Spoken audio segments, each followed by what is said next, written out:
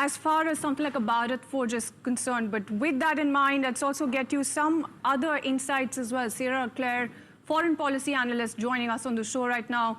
And just as we were talking about a moment from right now, you do have those reports coming in from Al Arabia, Sierra, and this is a very important, report that we've got right now. You do have the market that is really cheering that right now.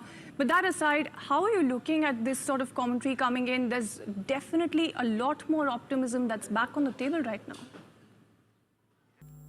Absolutely. I think it's, there is optimism.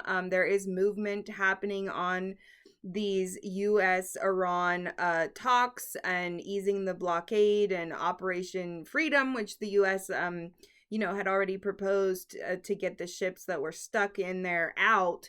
And so we'll just, have to take it one day at a time. I think the Iranian government is reaching a point. I was reading some reports that said, 2 to 3 weeks before total collapse, before irreversible damage on their oil infrastructure. So there are people in Iran who don't want to see that happen. And, it's possible that those people have been able to push the decision makers to some kind of agreement.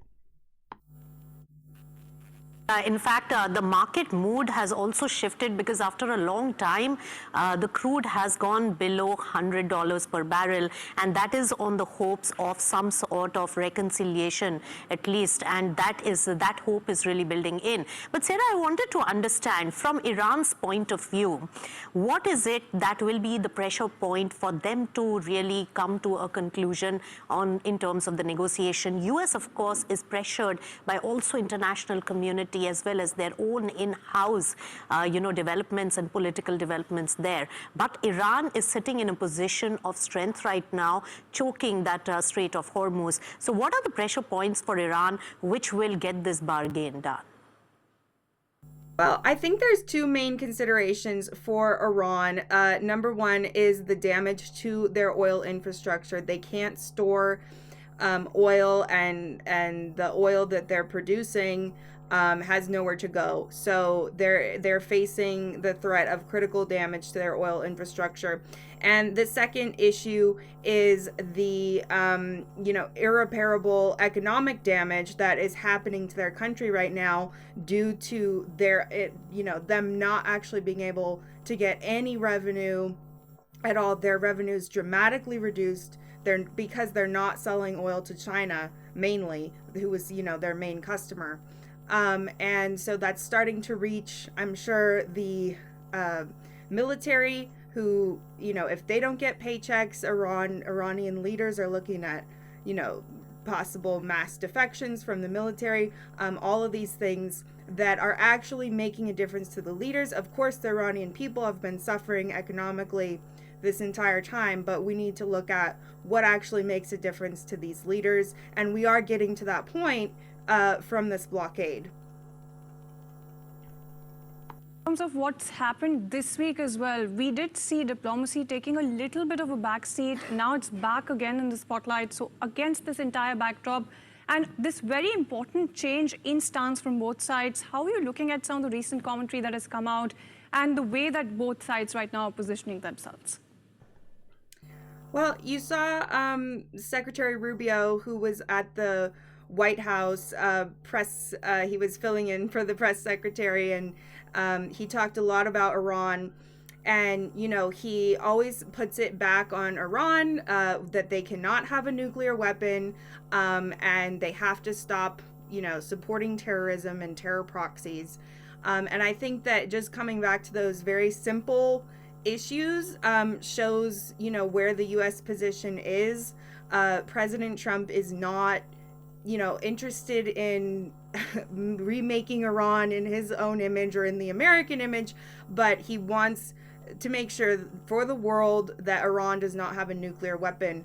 And as you said, we're seeing diplomacy come back. We're seeing the Iranian leadership is now, possibly agreeing to these the American, non-negotiables, the American red lines. And so we could actually see some movement start to happen and see the oil and the strait and the shipping issues start to get resolved. I was hoping that really does happen. But lastly, just before we let you go, I wanted to get a quick word in terms of how this has also been a lesson in perception. The entire war and the commentary that has come out around it, especially from the US side, there's been a lot of optics that have been in the center of all of this right now. How are you looking at that as well? And how do you think that evolves going forward, given all of these reports that we're seeing right now? Well, I think, in terms of the optics, President Trump kept up the pressure. And what's important is he didn't, go for making this into a full-on war. He didn't go for, setting a timeline on this. Oh, we're going to be there for a year. We need this much military power for a year.